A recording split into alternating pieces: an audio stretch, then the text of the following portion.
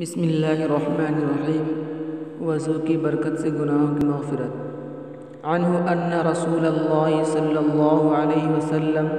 قال اذا توضأ العبد المسلم او المؤمن فغسل وجهه خرج من وجهه كل خطيئة نظر إليها بعينه مع الماء أو مع آخر قطر الماء،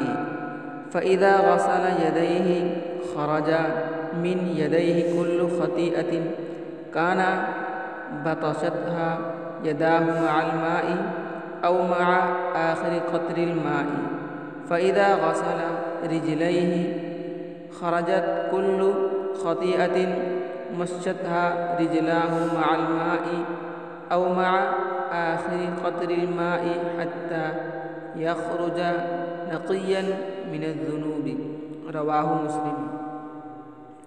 حضرت ابو ہریرہ رضی اللہ عنہ سے روایت ہے کہ رسول اللہ صلی اللہ علیہ وسلم نے ارشاد فرمایا کہ عبد مسلم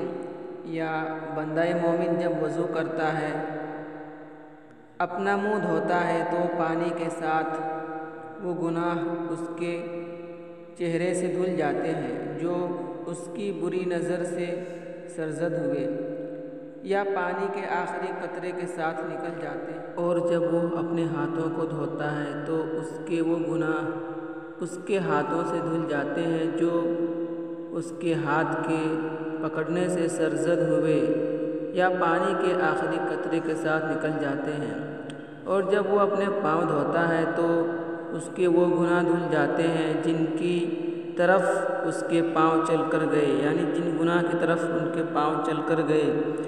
یا پانی کے آخری قطرے کے ساتھ نکل جاتے ہیں، یہاں تک کہ وہ گناہوں سے بالکل پاک ہو جاتا ہے۔ رواہ مسلم۔ اس کی تشریح یہ ہے، اسلام میں طہارت و پاکیزگی کی حیثیت صرف یہی نہیں ہے کہ نماز، تلاوت اور طواف جیسی عبادت کے لیے لازمی ہے، بلکہ طہارت بجائے خود مطلوب ہے اور دین کا ایک اہم شعبہ ہے۔ چنانچہ قرآن کریم میں ارشاد ہے ان اللہ یحب التوابین ویحب المتطہرین۔ اللہ تعالیٰ توبہ کرنے والوں سے محبت رکھتا ہے اور اللہ تعالیٰ خوب پاک صاف رہنے والے بندوں سے محبت رکھتا ہے۔ رسول اکرم صلی اللہ علیہ وسلم نے ارشاد فرمایا